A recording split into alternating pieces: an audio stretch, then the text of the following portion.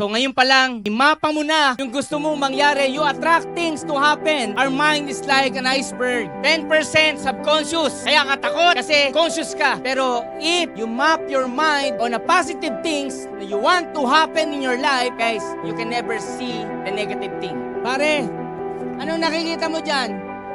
Nakatingin sila sa mga puno na masukal. Sabi nung isa, masukal. Nakakatakot. Madumi. Sabi niya, ikaw, pare, grabe ang resources na yan. Pare, grabe. Maraming bagay na pwede tayong matagpuan dyan. Parang ikaw ngayon, yung mapa ng mind mo, mas nakapokus sa hindi mo kaya, nahihirapan ka, imposible, hindi totoo, hindi mangyayari.